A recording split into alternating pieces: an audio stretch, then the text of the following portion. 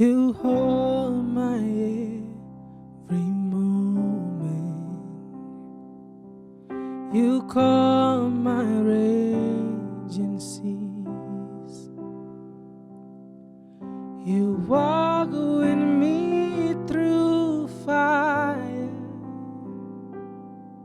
and heal all my disease. I trust in you. I trust in you. I believe you're my healer. I believe you are all I need.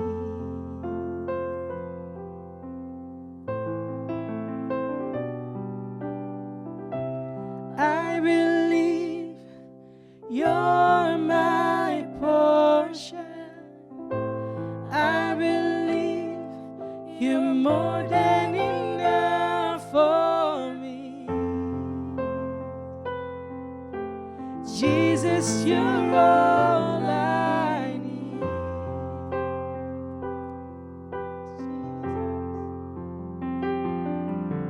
You hold my every moment. You calm my raging seas.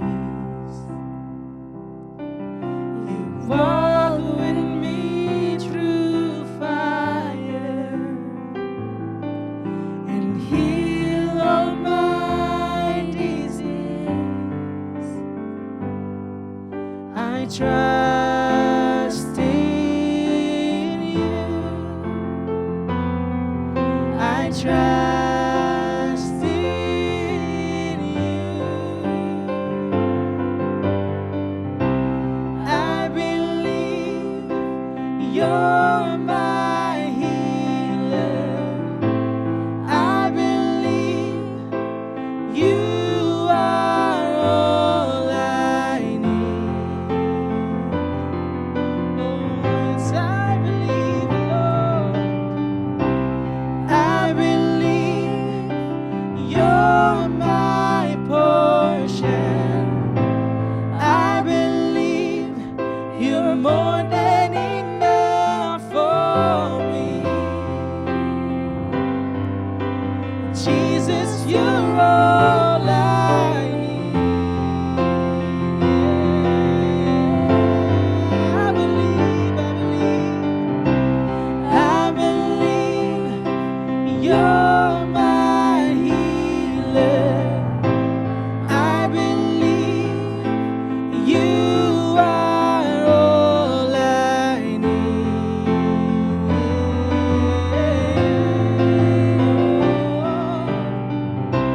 I believe you're my portion.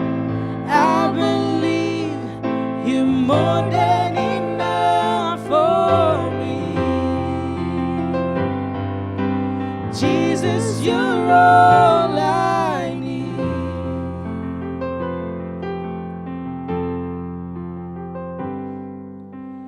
Nothing is impossible for you. Nothing is impossible. Nothing is impossible for you. You hold my world in your hand. Nothing is impossible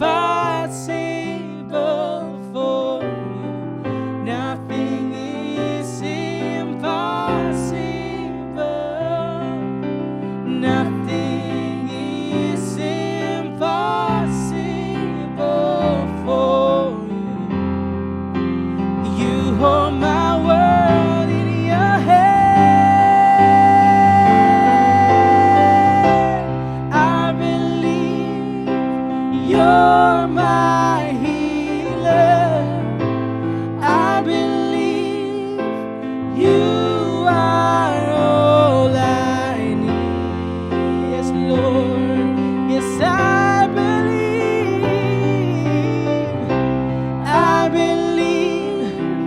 You're my portion.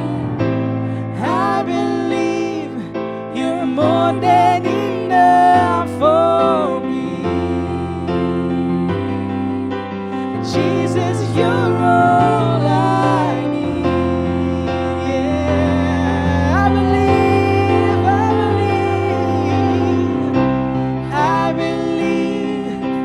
you're my healer. I believe you are all I need.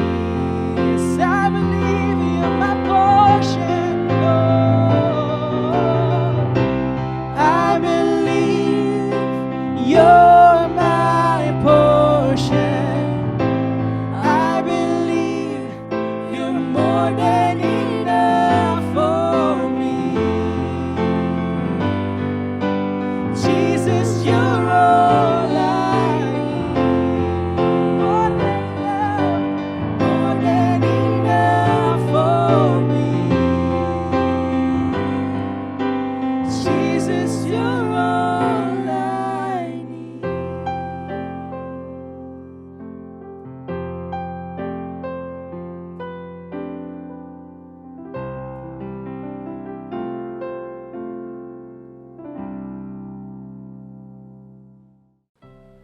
Shalom umat Mesianik dimanapun Anda berada. Hari ini saya ingin membagikan ciri-ciri orang yang dipenuhi oleh Roh Kudus yang terambil dalam kitab Kisah Para Rasul pasal 8 ayat 4 sampai yang ke-25. Sekalipun saya tidak akan membaca seluruhnya ayat ini, tapi kiranya Bapak Ibu Saudara bisa membacanya di rumah Bapak Ibu Saudara masing-masing. Saya memulai dengan ayat yang ke-4 sampai yang ke-8. Mereka yang tersebar itu menjelajah seluruh negeri itu sambil memberitakan Injil. Dan Filipus pergi ke suatu kota di Samaria dan memberitakan Mesias kepada orang-orang di situ. Ketika orang banyak mendengar pemberitaan Filipus dan melihat tanda-tanda yang diadakan, mereka semua dengan bulat hati menerima apa yang diberitakan itu. Sebab dari banyak orang yang kerasukan roh jahat, keluarlah roh itu sambil berseru dengan suara keras, dan banyak juga orang lumpuh dan orang timpang yang disembuhkan. Maka sangat besar sukacita dalam kota itu. Pelajaran yang pertama yang harus kita ambil sebagai orang yang dipenuhi oleh Roh Kudus adalah orang yang dipenuhi Roh Kudus seperti Filipus. Filipus adalah produk daripada orang yang pertama awal-awal menerima lawatan Roh Kudus, menjadi salah satu dari kata ketujuh diaken yang dipilih pada gereja mula-mula. Dan apa ciri dari orang yang dipenuhi Roh Kudus? Orang yang selalu niat dan giat dalam pelayanan. Filipus adalah orang yang niat dan giat dalam pelayanan. Ayat yang keempat, dia memberitakan Injil. Filipus pergi ke kota Samaria yang pada waktu itu adalah kota yang paling dibenci oleh orang Yahudi. Dia memberitakan Mesias. Bahkan ayat yang ke-25, dia memberitakan firman Tuhan. Ayat yang ke-6 dan ke-7, dia memanifestasikan kuasa Allah. Dia suka berdoa, ayat yang ke-15. Dan dia menumpangkan tangan, ayat yang ke-17. Ini menjadi ciri yang harus kita hidupi, umat Mesianik. Kalau Anda adalah orang-orang yang dipenuhi oleh Roh Kudus, mari kita adalah orang-orang yang giat, orang-orang yang niat di dalam melayani Tuhan. Kita melayani Tuhan tidak angin-anginan. Kita melayani Tuhan dengan kesungguhan hati, niat dan giat tentunya dalam kebenaran. Karena ada banyak orang yang giat tapi tidak dalam kebenaran, menjadi percuma, tidak ada artinya untuk kerajaan surga.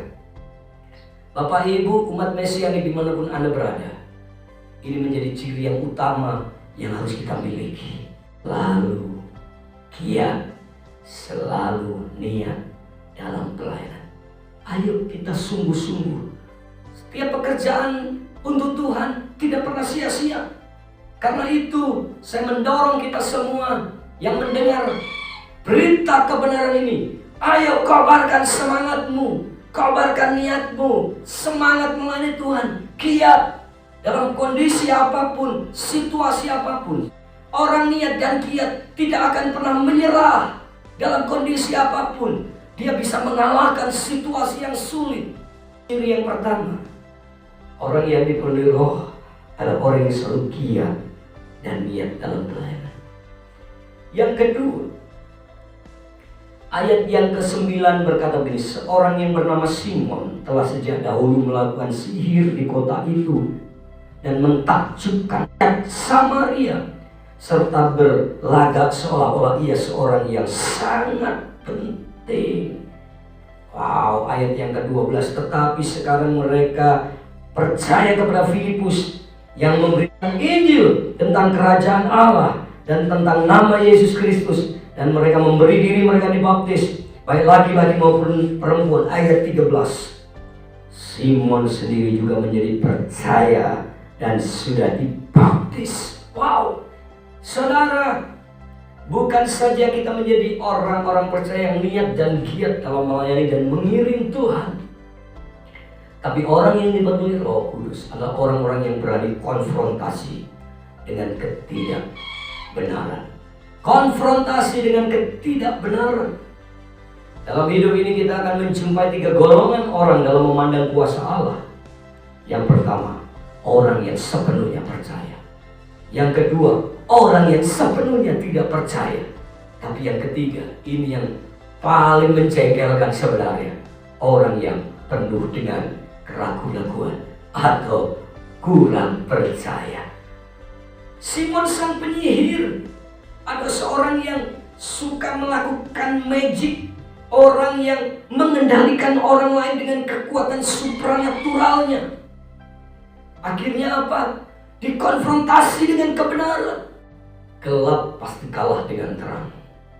Sama, semua pekerjaan Simon habis ketika Filipus hadir memberitakan kebenaran firman Tuhan. Hari-hari ini kita ketemu dengan banyak orang yang tidak berani konfrontasi dengan kebenaran. Sukanya ada dalam zona abu-abu. Padahal Alkitab sudah memberikan catatan. Kalau iya, katakan iya. Tidak, katakan tidak. Selebihnya dari si jahat. Tuhan Yesus itu memilih untuk tetap putih, sekalipun dunia penuh dengan noda hitam. Orang percaya juga harus berdiri tegak, seperti panggilan kita mula-mula. Anda garam, Anda terang dunia. Artinya apa? Ketidakbenaran harus kalah dengan hadirnya orang-orang benar. Kita benar bukan karena tindakan kita, tapi kita benar yang pertama karena Tuhan membenarkan kita. Kita benar bukan karena kuat kita, kita benar karena firman Tuhan menyucikan kita hari lepas hari. Kita benar karena kita sudah dibenarkan, dan kita benar karena kita melakukan kebenaran firman Tuhan. Jangan ragu-ragu. Dunia dengan tipu dayanya hendak menarik kita, hendak menipu kita dengan cara yang paling halus maupun cara yang paling kasar. Karena itu, kalau saudara ingin mengerti kenapa ketidakbenaran harus dikonfrontasi, oleh sebab itu kita harus tahu yang benar dulu. Bagaimana tahu yang benar? Baca firman Tuhan, renungkan kebenaran firman Tuhan itu, supaya saudara tahu mana yang benar. Bagi saudara tahu mana yang benar, ketika ketidakbenaran muncul, saudara bisa berkata, ini salah.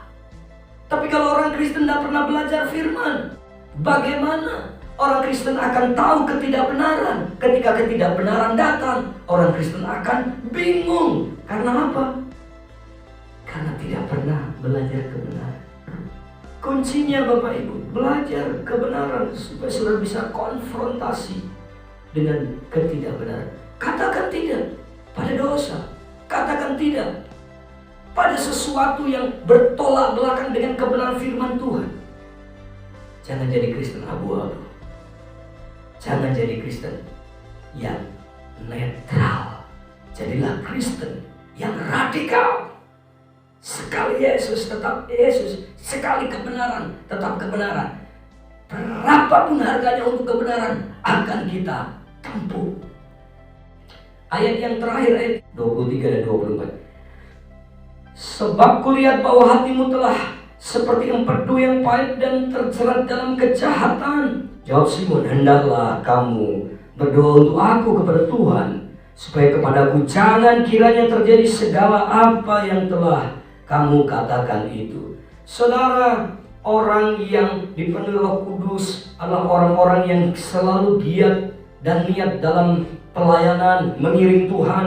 Yang kedua, orang yang berani konfrontasi dengan ketidakbenaran. Maka yang ketiga, orang yang dipenuhi Roh Kudus belajar dari kisah ini adalah orang yang hidup dalam kerendah hatian.